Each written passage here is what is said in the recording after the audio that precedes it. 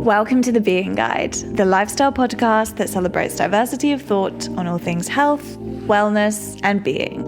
I'm your host, Charlotte Horn. Join me as I indulge my curiosity through candid conversations about health and life with people who represent a whole spectrum of ideologies on what it means to be well. I'll be finding out what being means to each of them. Slowing down. Breath, going inward, and surrender. That's easy, being present. Just opening to the experience. And embracing life. That's such a big question. Together, we seek to make sense of the paradoxes, raise awareness of the resources, and normalize conversations about the things that we are all thinking and feeling. Am I sitting with this and living with this, and am I doing the things that I want to in this world? It's not a one-size-fits-all, so take what you need and enjoy the show. Today we're exploring tragic optimism with Professor Suzanne Degges-White, Professor and Chair of the Counselling and Higher Education Department at Northern Illinois University. We're forever told to be grateful, think positively, that we are what we attract, what we think. You know, the positive vibes only, don't worry, be happy, could be worse narratives. But sometimes this pressure to always look on the bright side of life can cause more harm than good. You might have heard the term toxic positivity. Well, today we're going to be looking at the opposite side of that coin, tragic optimism. Suzanne has spent her career researching these topics, and I'm delighted to have this conversation with her today. Expect to learn the difference between toxic positivity and tragic optimism, how we can lean into discomfort rather than denying its existence, and how doing so can actually result in a happier, healthier life. Hope you enjoy this one, guys. If you can just give us a bit of an introduction as to sort of who you are and how you became interested in the topic that we're going to talk about today, which is tragic optimism. Sure. I'm Suzanne Degges-White. I'm the Professor and Chair of the Department of Counseling and Higher Education at Northern Illinois University, and I'm also a licensed counselor in private practice.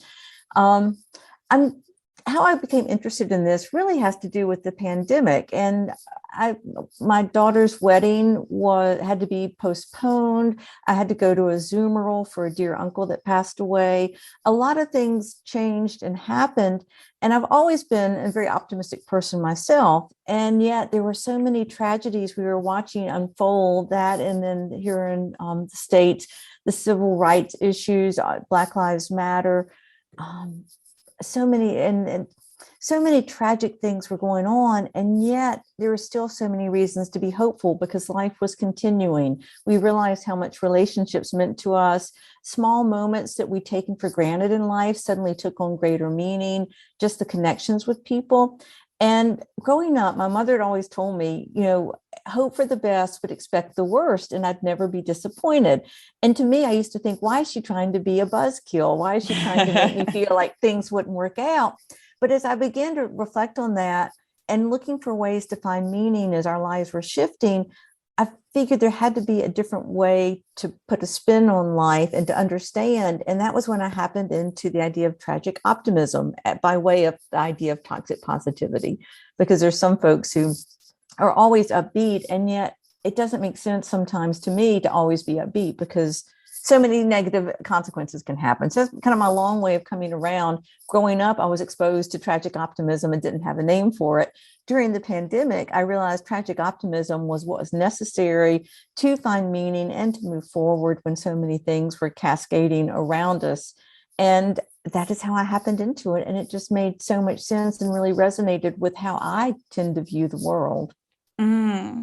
Yeah, I can relate to that because I have always identified as being, I guess I've called it a positive realist, somebody who is an optimistic person, but also is realistic and, tries to not shy away from the kind of more challenging circumstances that happen in life. But I think similarly to you, I didn't really have a term for it. And I thought it's so paradoxical. I don't even know if it's like an appropriate state of being. So it's actually great. And, now that there actually is a term for it, and I kind of stumbled across you and your work probably a couple of months ago now, because you write for Psychology Today. Yes. And I'd seen a couple of articles, and really enjoyed your work. And then a few weeks ago I saw that you'd released this one all about tragic optimism, and I was like, that's it. That's kind of what I've been trying to grapple with and reconcile in my brain. So let's dive into tragic optimism a little bit. Can you just tell us exactly what it is and sort of the origins of it? Yeah, in essence, it is the ability to find hope and meaning even when you're in the midst of pain and despair and sorrow. It's the idea that just because things are hard now, there's still a reason to keep moving forward, that we shouldn't just give up and give in to despair. That defeats the purpose of what human life is all about, which is growth and development. And in a nutshell, Viktor Frankl, who is kind of the father of existentialism and counseling theory, psychology theory, he was in a concentration camp during World War II, and he lost many family members. And his wife, he knew she was out there waiting. So in the midst of all this despair and loss, he decided that there was no reason to give up, that if you can find a why to live, you can find the how. And that whole idea of tragic optimism and finding the why to keep going would allow us to find the means and the method of moving forward. And so it came out of a space of heartbreak, heart-wrenching pain, things that many of us just can't even imagine in our lifetime what it would be like to be in the position that he was in. And he looked around and saw that other men were giving in, they were dying. And it's because they'd given up that sense of moving forward. They'd lost sense of meaning. And so he really valued the idea that there is, if we have the why, and I think that's what a lot of people grapple with now. I think things like addiction, a lot of the ills we see is because people have lost that thread of the why to keep on and why to keep fighting. And so they're not even looking for the how anymore. And so I think it kind of speaks to where things are headed if we don't take a harder look at life and the value and meaning of life. That's the challenge, isn't it? Like, how do we derive that sense of purpose? And I think you're absolutely right. That's kind of where we get stuck time and time again. How do we find that sense of meaning? Do we have, obviously Viktor Frankl experienced adversity on an unimaginable scale, but do we have to suffer in order to find purpose?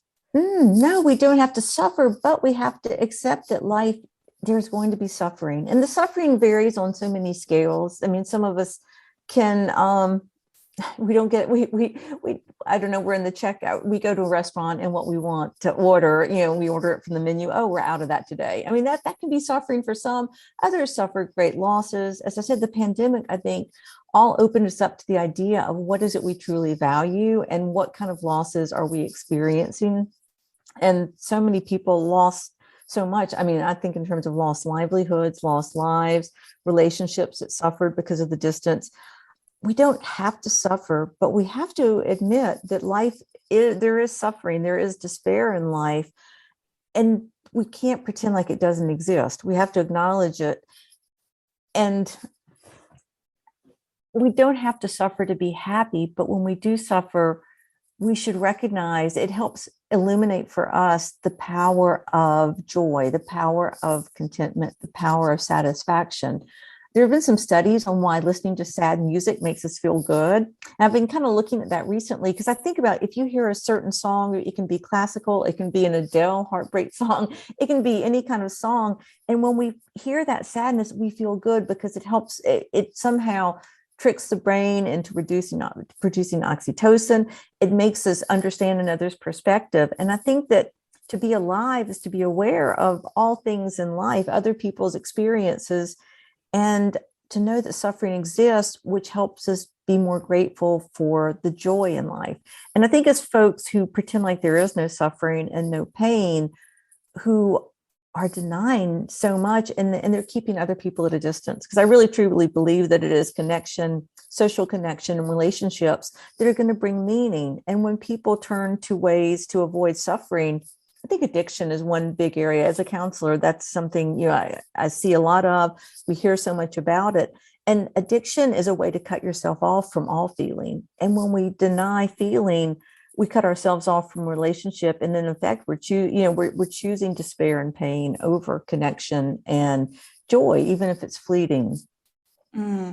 And there's another paradox there. Yeah. That I guess the other side of tragic optimism, which is what we're also going to look at, is this notion of toxic positivity and, keep calm and carry on, sweep everything under the carpet and, just positive vibes only. And just that notion that we don't acknowledge any of our pain. So can you unpack toxic positivity for us in a bit more detail, Suzanne? Yeah, toxic positivity. I mean, it's funny because if you've been around, it's overly positive people, it does begin to feel toxic because you feel like what you're experiencing is being discounted by that person.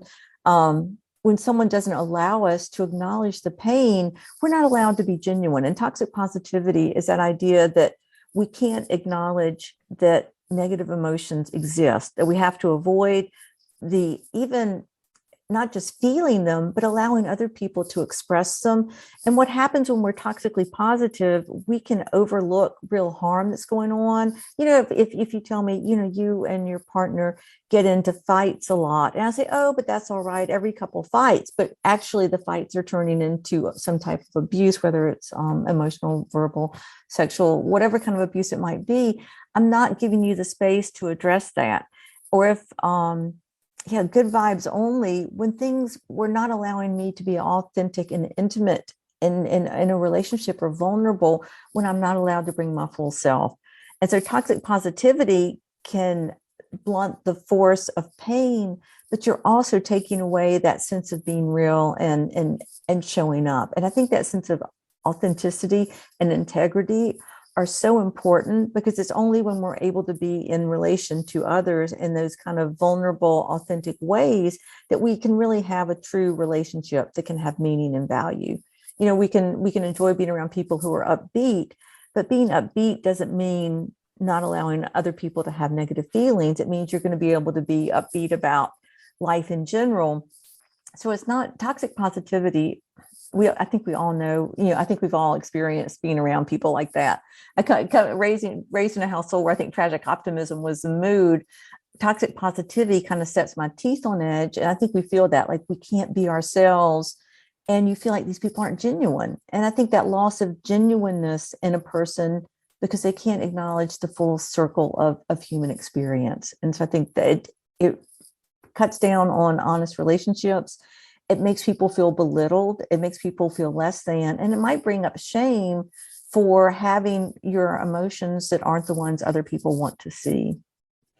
And why do you think that people revert to this toxic positivity? Do you think that we just are not very good at accepting painful emotions, and are we just not that comfortable with discomfort? Yeah, some people are not comfortable with discomfort. Some people have a really hard time acknowledging pain exists. And sometimes it's because we might be raised in a family. I know I've had clients who said that their parents discounted their feelings, especially women with mothers. Oh, you don't really feel that way, or that's not what you really want, or that's not the kind of person that's good for you. Every feeling, every emotion, every thought. So often, if it's not what somebody else wants, we begin to hide what we truly want. And so we're responding to the people around us. They don't want to see something in us. And it becomes second nature to us that we have a hard time ever letting go. As a counselor educator, I trained counselors, educate counselors. And I remember there was one of our counseling students, this was many years ago, and no matter what her client said, she had this smile pasted on her face. And we tell people to look engaged and, make eye contact, all these things. And we say, to mirror the client's expressions, but throughout the session. And I wanted to help the student recognize, what that was like for a client to be talking about desperate times and to be faced with this wonderful, lovely smile as if the person wasn't hearing. And what this student shared was that she had been adopted as a very young child, and she was afraid to ever show anything other than happiness for fear that she might be rejected by her parents.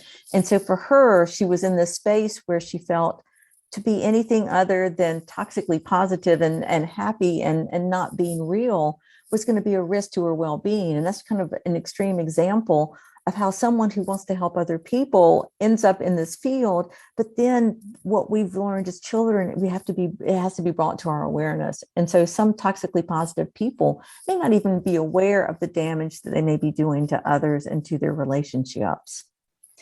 Yeah, I think there is still a lot of, I guess, legacy hangover from, like, if we're honest, society does value people being good and positive, especially as females. You know, we're taught that we need to be the smiley, grateful, happy. And if we're not, then, you know, we're compromising our identity. And I think that there's still some of that that's still very, very present.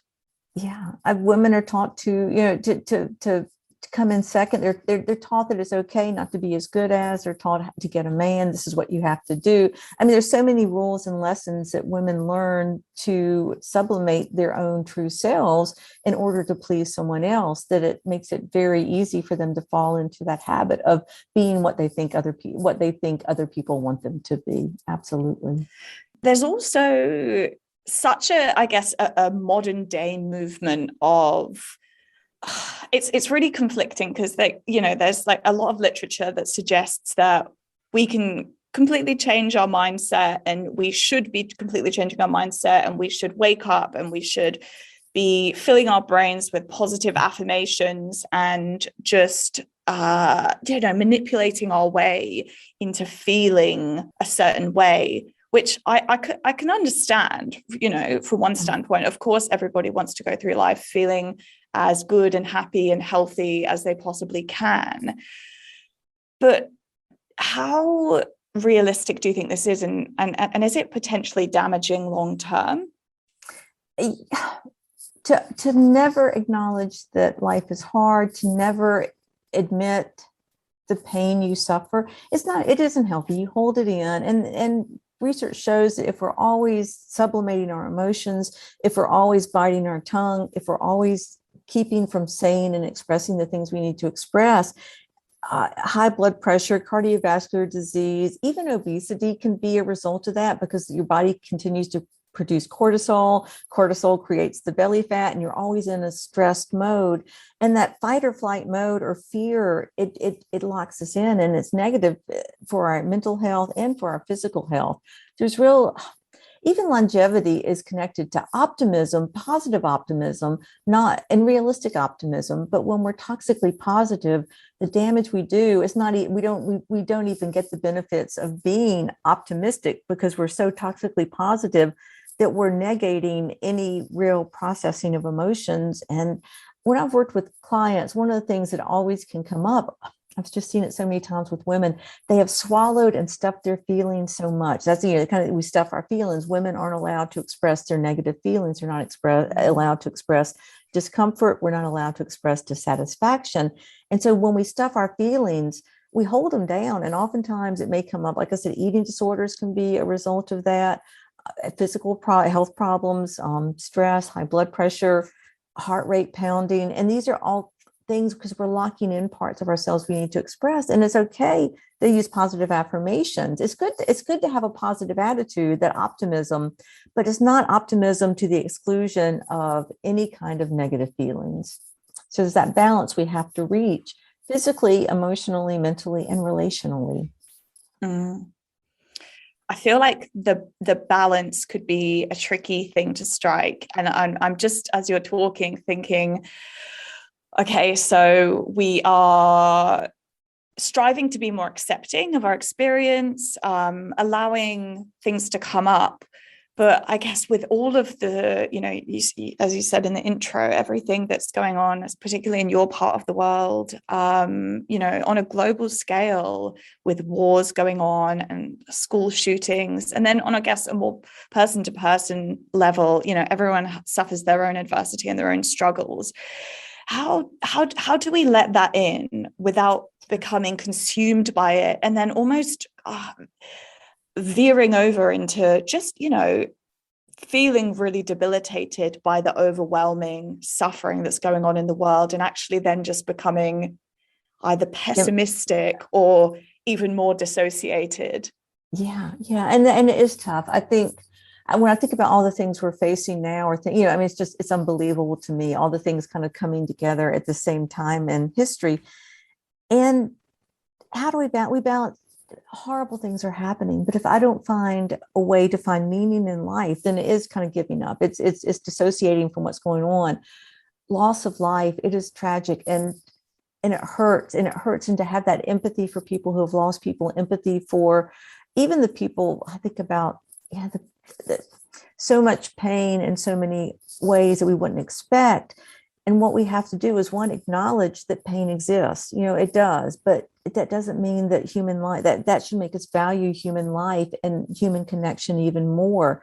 We have to realize that meaning comes from connecting with people. Another important thing is the idea of empathy. Empathy for others is important, but empathy can be draining. And what we have to do is turn our empathy into compassion. I think about the school shooting. I can't undo what's happened. I can't stop something from happening again. What can I do to help the folks who are experiencing loss? What can I do to try to make a difference? Can I contribute money? Can I volunteer? So it's finding ways to turn empathy into compassion.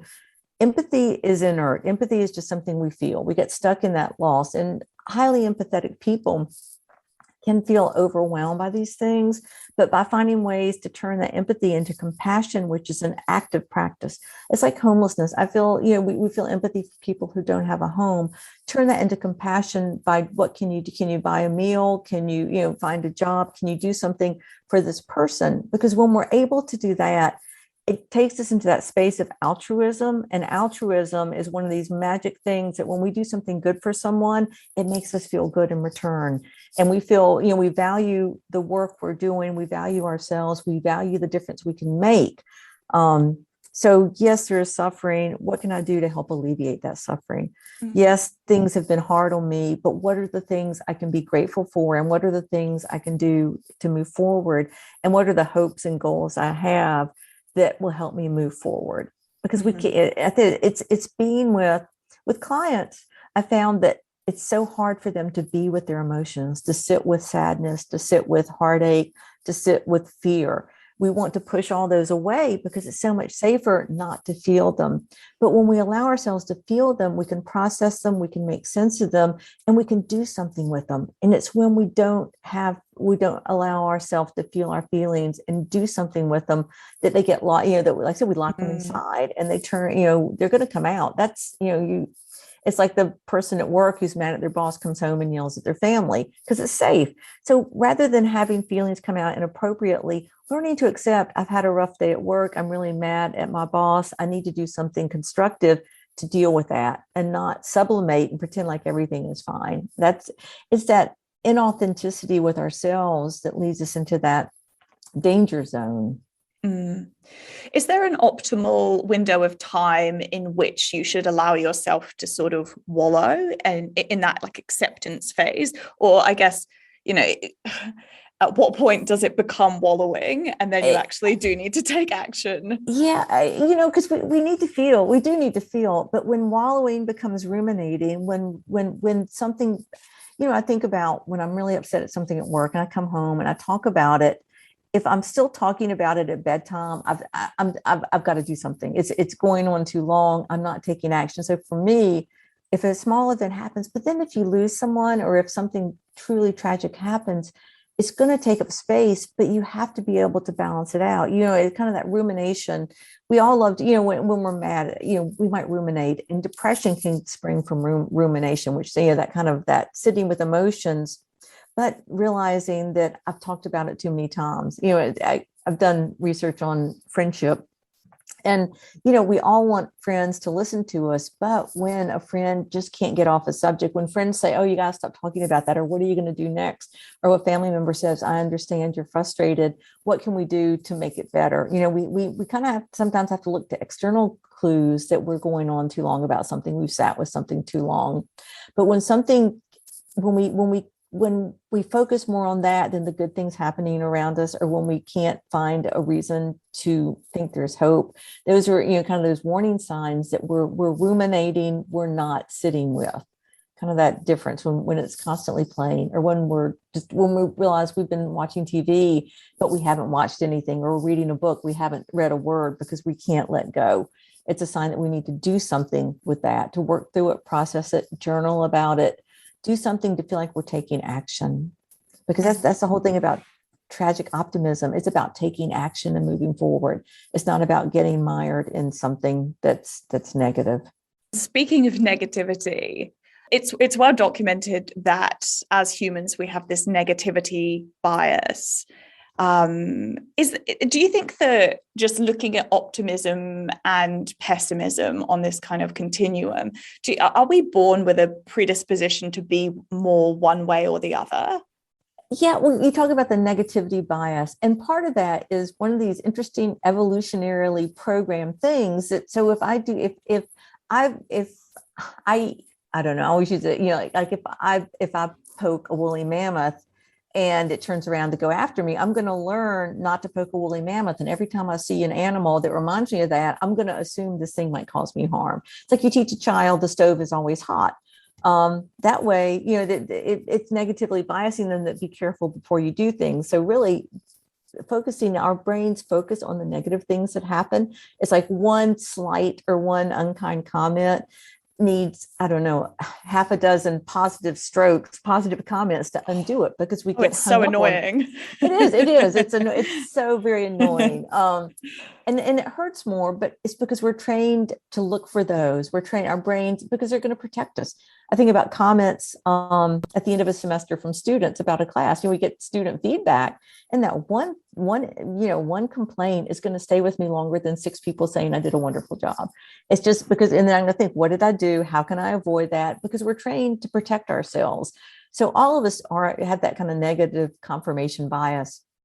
As far as pessimism and optimism, yeah, we do. Some babies are happy babies and some babies are miserable babies. And, I think about the books that have been written when my kids were young. It was like The Difficult Child, Raising a Sensitive Child, because I felt like my first child was so ultra sensitive. Was it because I was a first time parent and we were so worried about her that we were stressed all the time? Is it because her nature is to be more worried? I'll never know, but I did have a child I considered a difficult child. I had another child who was happy as could be, never upset. We do come in with temperaments and dispositions, and then it seems like we respond to anxious children with trying to keep them from being anxious. And so in a way, we're kind of raising that tension. And with happy kids, we kind of let them go along and bounce around through life. And so they're exploring and they have a positive attitude. So we do come in one way or another, but it's important that we do find a balance, because pessimists, it's good to be, it's not good to be pessimistic, but it's good to be realistic. You mentioned realistic optimist. And I think that's where we need to find the balance, that we can't avoid looking at the potential. You can plan for things to go wrong, but you shouldn't focus on what will happen if things go wrong. There's a balance there. And I always consider myself relatively optimistic and always looking for the good side of things. And I find it. If I was pessimistic, I would look for the bad things and I would find them as well. So do you think it's possible that somebody that's more, I guess, naturally pessimistic could become a tragic optimist? Like they could channel it into this? Yeah, I think they could change. I think we all have. I'm a counselor and I believe everyone can change. It's funny because it drives some people crazy. Like, how can I always go in, oh, they're always like that. I said, yeah, they're always like that because up until now, they've not had a reason not to be like that. So there has to be a reason to change. And it's funny because people say about doctors that if they've ever gone through significant illness themselves, it changes their whole perspective. They become better. Bedside manner improves. Their connection with patients improves. And so I think that as long as a pessimist bounces through life and there's never any reason to change, they're going to do it. But if they realize, and usually it's relationships, I get tickled. For counseling, they'll say the only 2 reasons people ever come to see a counselor is either 1, no relationships, or poor relationships. And it's true. That's the only reason we'd go. Other than that, life's fine. I'm a pessimist. I get along just well. If that were the case, if someone has a reason to change, we can change our mindset. We can look for things to be different. We can grow. We can develop. We all have tendencies.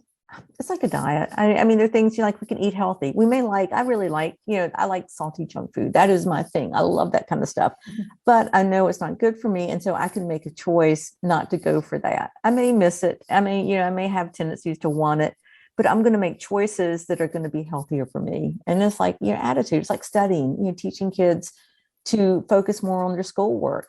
Of course, nobody wants to focus on schoolwork, but helping kids see the benefit of it. So what's the motivating factor? There's a theory of change for everyone. And if you can find the right motivation, then I can live a happier life. If I know that being optimistic will help me live a happier life and a longer life, and it will, I'm going to do that. Toxic positivity. You might dismiss symptoms thinking, well, it's not really what's going on, or it's really nothing bad. And you may not go get something checked out that could have been the difference between, life and death. And so recognizing the reasons to change your attitude, I believe we all can. There has to be a reason. Yeah, of course. I hope you don't mind me asking this question, but you mentioned your child was born and they were pretty sensitive. Has that transitioned into them later on in life? Yes. My firstborn, she was still a very sensitive person. She also was, things bothered her deeply. And so now when she went to college, she was very careful in her schoolwork and she attended to detail. She wanted to make sure that she was understood. She cared greatly about things because she came to this world very sensitive. And I laugh and think she's grown up now, but she's still super sensitive. And I have to think, and I think about that when I not deal with her, but when I interact, I have to be aware of the weight of my words and the way, because she doesn't take jokes as well as some might, which is, we always, as a family, we always joked and teased. But for her, I've got to be aware of the weight. And so I have my youngest, happy-go-lucky, I think even sometimes in, not toxically positive, but sometimes overly optimistic. But I try to, I've used my tragic optimism to try to temper him. But he goes through life happy and everything's an adventure. I mean, he just very different perspectives, and so we learn how, as people, we learn how to work with people based on what helps them grow and develop and feel supported. Mm-hmm. I'd love for my daughter to be less sensitive, but it has carried on. But she's got a husband who owns a motorcycle and likes to go riding and live this wild and free life. And this is good for her. Yeah, because it's going to get her. It is yin and yang, and it'll help get her to be more adventurous. And so I think it'll all. I think it's funny how. We see people change in relationship to others, and I think that's a good thing when we find the kind of person that's going to help us grow in healthy ways. Yeah, I know I went a little bit off course there, but I find it so fascinating. And, since I've kind of become aware of this notion of tragic optimism, I've been sort of looking at the different kind of relationships in my life. I feel like I've got parents that are on either end of the spectrum. Like I've got a mother who is optimistic to the point of sweeping everything under the carpet, and very much a woman of her generation, keep calm and carry on. Things could be on fire around her and she'd still be there with a very cool, calm composure, still smiling. And my father is very much the opposite end of the spectrum. He is an unashamed pessimist. He is a grumpy old man. He seems to think that he's just a realist, but I would contest that in some ways. I would say, you possibly are a little bit more susceptible to this negativity bias and you're fully leaning into it. But it's just, I find it so fascinating. Like I'm a fairly sensitive person as well. Like I was quite a sensitive child. I've kind of as an adult learned to kind of lean into that. And I guess as with anything, find the strength in those individual character traits. And I think that's important. I think we need to lean into who we are. And I was, as you talked about your dad as a grumpy old man, the older we get, the more like ourselves we get, which is something we have to remember that, the traits. So we have sometimes to work harder to attend to the traits that we don't like in ourselves and be more aware of them as we age, because we revert to what's easiest.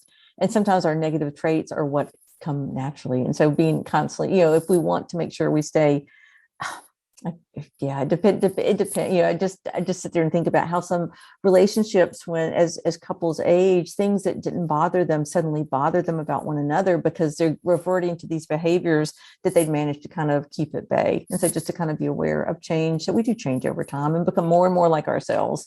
So if you were a happy child or a sensitive child, you can figure as you grow older, that's who you will be, which I think is, yeah. And so, I mean, there are things that are inborn. There is nurture, but there's also nature. And so being aware of that and being aware of our strong suits and our less strong suits and attending to them. So if listeners are hearing this and they like the sound of this tragic optimism mindset, how might they go about not only applying the principles of tragic optimism to their lives, but fully embracing that as a mindset?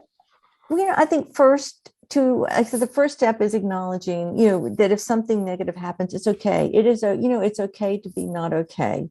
That's all right. The important thing is when things are not okay, that you look for, what can I do next? How can I take what I've learned? How can I make this part of my life story? They found, like with PTSD sufferers, what happens is they isolate that moment that the trauma occurred. But when you do that, you're always you're backing away from it. You have to find meaning from that. You have to make it part of your story so you can take ownership. So our lives are kind of these quilts with all these different squares of events. And some of the squares are going to, be wonderful and sunshiny, but there are some that are going to be painful and jagged. And it's okay to have had these experiences. How can you make that a part of your story? How does that help you understand how you got where you are now? What are some of the strengths you can take that you found out about yourself when you face this negative event? It's owning your life story and not letting the events of your life own you. And that really is so important, that we don't define ourselves by the negative events. I think about when we introduce ourselves, what part of ourselves are we showing? If we get to know people through these negative things, these unhappy, unpleasant, terrible things that have happened to us, we're getting hung up in that. But if we say, this is something that happened to me and this is where I am today, always focusing on, how am I using the past to build my future? And that's what tragic optimism is about. It's about admitting tragedy happens, but I know that even though something negative has happened, even though this tragedy has happened, there's still reason to be optimistic about the future, that things can unfold in a better way, that I can own what's happened to me and I can grow from this. And as a counselor, we're all capable of growth. We just have to have the motivation. It's when we refuse to admit that something's happened or something is going wrong, we're not growing. We're getting stuck in this space and we're insulating ourselves from real life. And if we insulate ourselves from the world around us, we can't connect with others and we can't move forward. So we're locking ourselves in this space, and toxic positivity is any negative things, they may bounce off of you, but you're not engaging with the world around you. So it's one is to acknowledge bad things happen. Two, say, what can I take from this? What are the strengths that I've learned about myself? What are the relationships that have come out of this negative thing? What are the things that I'd like to do differently in the future? And how can I use this to be a better person? And the idea that, we all want to self-actualize. We always want to be the best version of ourselves, and to use the pain as a fuel to get towards that space. Great. And so what happens what are the impacts of us adopting these principles? Oh, you can handle the disappointments in life more easily. You can accept the tragedies that you may experience, the losses you may suffer. It allows us to be okay with the world being real. We don't have expectations. When you have expectations, everything's got to be perfect. You're going to be disappointed every single day of your life because the world is never going to be perfect. Or you're going to lie to yourself every day of your life because everything is not perfect. It allows us to accept the difficulties, the challenges, the losses, the hurts, and to use that as fuel to grow rather than as barriers. And I think that's the difference. I think that we can look at that as springboards. All of us have difficulties. All of us have losses. All of us have disappointments. We don't win at every game. We're going to fail. We're going to lose. And it's okay to be in that space, but it's also important that when we ask, what can I do different next time? Or, what is the meaning I take from this? And again, there's been so much loss and pain in this world, and it'd be so easy to give in, to what is happening. I think about the number of folks, addictions went up dramatically in the United States during the pandemic, because before that isolation,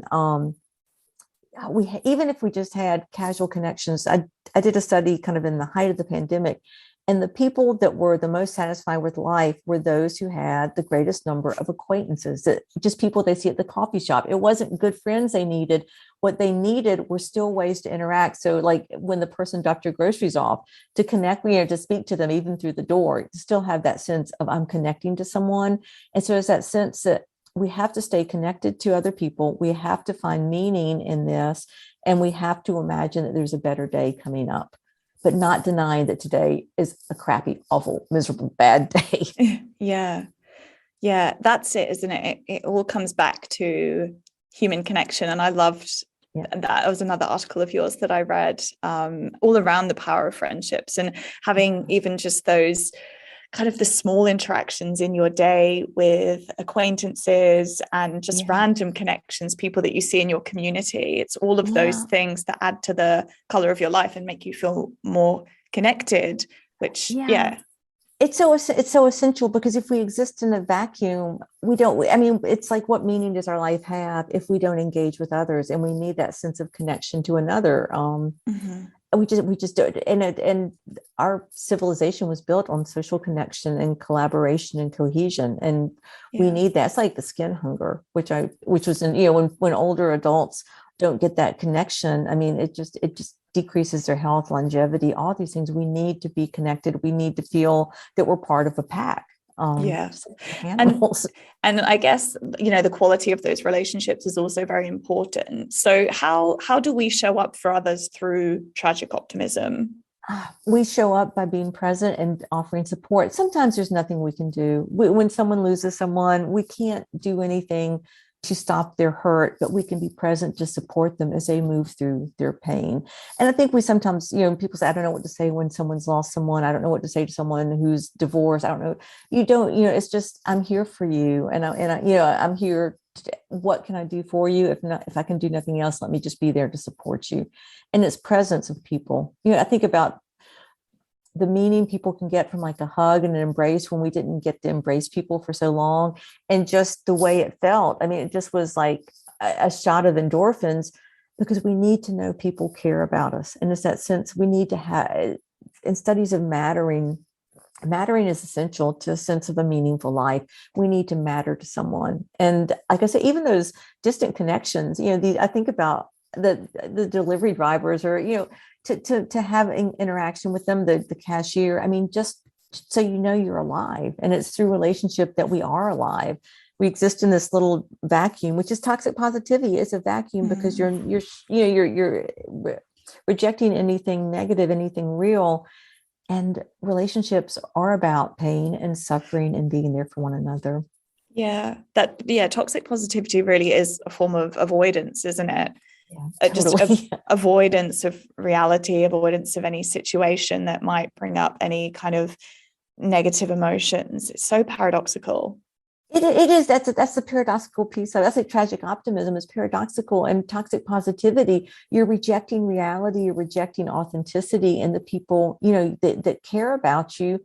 And if you can't be your true self with them and acknowledge the pain they suffer, it's a relationship built on so much projection, which is the way most, romantic relationships start out with projection. This is who I want you to be. This is who I imagine you to be. And then we realize projections fall away. But when you're constantly toxically positive, you're not letting people be human. And when we take that away, there's no meaning. If I can't be me with you and real, this relationship is just, a figment of this person's imagination. Do you think that there's a danger with leaning into tragic optimism that, I'm just thinking while you're talking about relationships in particular, and not kind of facing into issues that are going on within the relationship and just kind of head in the sand or blinkers on, not acknowledging what's going wrong? Do you think with tragic optimism, a lot more people would break up, essentially. No, because suffering is a human condition. You hear that suffering is a human condition. Whether you're Buddhist, whatever it might be, we know that life is not going to be an easy ride. And what it does is it bonds us. When there's a tragedy, we all come together, right? We all want to come together. There's this idea. So when I share the difficulties I'm experiencing with someone who cares about me, they join with me. I feel supported. And there's that sense of, well, what can we do differently? What can you do differently tomorrow?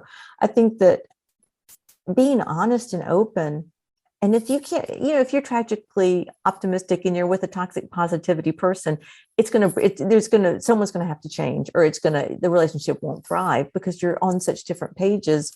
So I think sharing pain, sharing sorrow, a burden shared is a burden halved. I mean, all these things are so true. When I can share my true story with you and you can help me feel my pain and work through my pain, it's going to make me feel connected to you. And I think, that sense of couples, when they suffer together, are much more content and happier than when things go well. When suddenly it's like when money is tight, there's that shared suffering and it feels good. But when money's rolling in and there's all these new options, that is when we worry about relationships, when things are too good, because that shared suffering is gone. And so that's fascinating. It's just, because we're working, it's when you feel that connection and we're working on this together. It really, you feel like we're in this together, and we do really like that. What's important is you don't just be in this together, but you have compassion. How can I help you move forward? That's, the empathy is marvelous, but it's that compassion turning empathy into action and moving forward. And that's what toxic positivity doesn't allow, because you don't allow us to feel it. So we can't even focus on working together to move forward. We're stuck on pretending like this doesn't exist. And it's a whole different perspective when you bring that tragic optimism, because it allows a person you love to be in pain, but you don't let them stay mired in it. That's so fascinating. I've never made that connection before with relationships.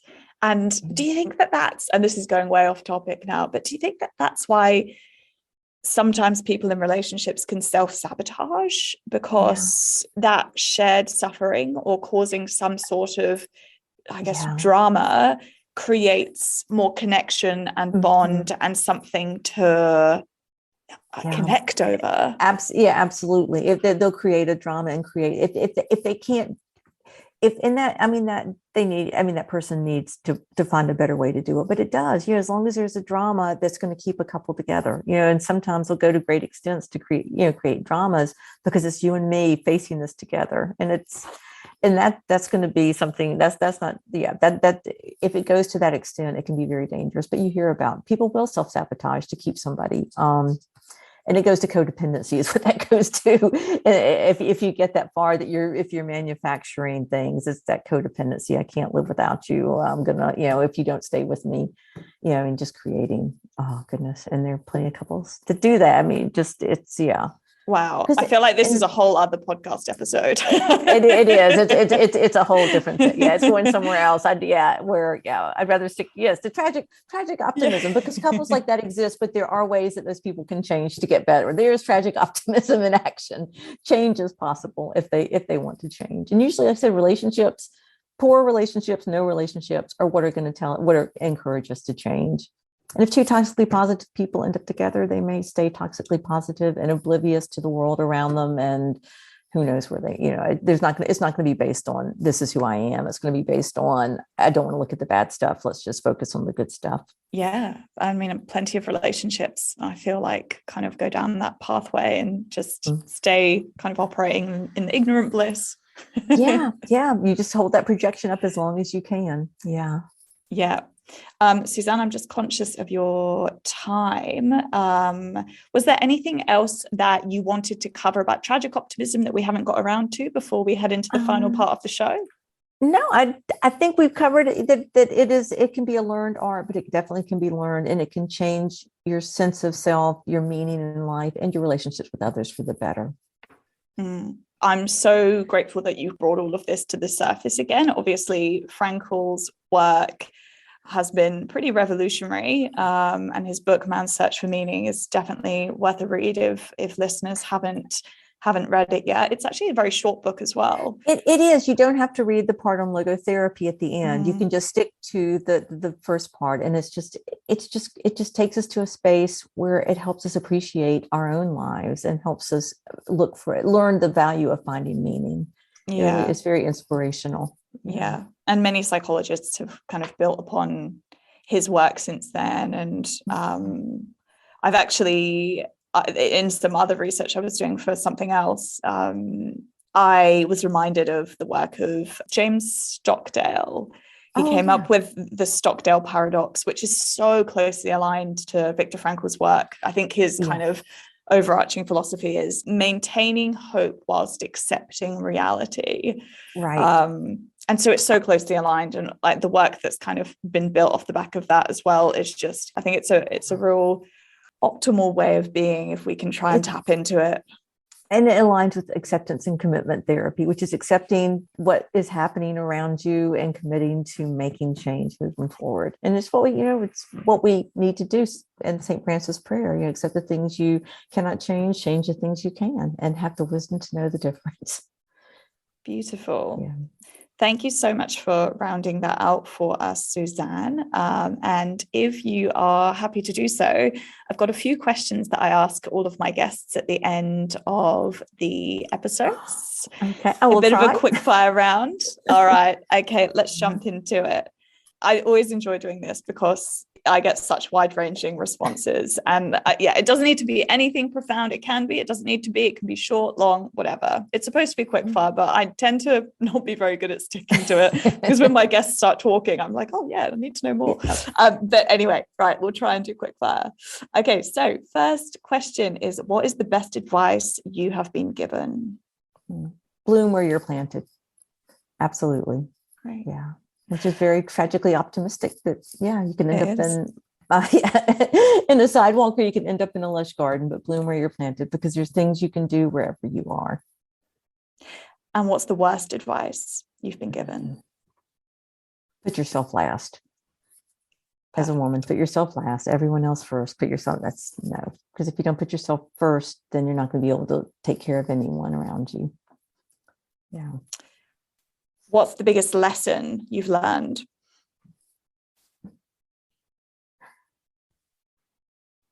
Following your path, doing what you love will bring you contentment and satisfaction, and in ways that doing something you don't love will never do. I think my life has been a journey where I say yes. I think that's I think maybe that's important too. Saying yes to adventure and risk, and not being afraid to step outside your comfort zone, I think is the biggest lesson I've learned, because so much satisfaction and so many opportunities can come from that.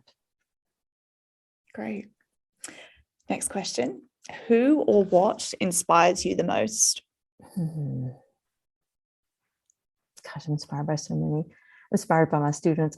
I think my partner, she's always believed in me. She told me to go back to graduate school back when I was just theoretically clueless in my life, and saw a version of me I had not yet been able to see. That, and my dissertation chair, Jane Myers at UNCG, who saw in me something I couldn't yet see. And I think that's what it was. I'm inspired. People have vision and they trust their vision. And I think as a counselor, I like to see who people can become. And I think I've learned that from people who have faith in me. So I think that's lovely. And it's very fitting that it's all people-based, your students and your partner and Jane, those human connections, especially given how much we've spoken about the importance of connection. Yeah. And the final question, what does being mean to you? Being is about consciously in the moment and acknowledging all the magic that is around us. I think that's what it is. I think that sense of, it's so important. I think being in the present and recognizing we are a part of something greater than ourselves, and taking pleasure in knowing we're part of a web of life, whether it's nature, whether it's people, whatever it might be. But it's it's just being aware of that and yeah, be here now. I mean, just that's key to, and I take joy and pleasure in so many things. And I that those Zen moments, to me, being is about Zen moments when you're there and you're one with the world and connected to the universe. And I love how that question can take you off down rabbit holes and takes people off on so many different tangents. Yeah. It's lovely. Yeah. I think it's just, we're human beings. Yeah. And this sentience and awareness and connection and just and aware. I don't know. Like I said, it's awareness of the magic in this world because there's so much magic around us. Yeah. Yeah. Suzanne, thank you so much for your time today. If listeners are interested to learn a bit more about you and the work that you're doing, where is the best place that they can find you? SuzanneDegges.com is my website, and then my Psychology Today blog is Lifetime Connections, and it's and then I'm at Northern Illinois University. Yeah, perfect. On their Thank website. You. Yeah, I'll pop all of that in the the show notes so that people can find you. And as I said at the start of the show, I have thoroughly enjoyed reading your work and just kind of staying up to date with what you're doing. So yeah, thank you. Thank you, Charlotte, for letting me share. Thank you so much for sharing. Thank you.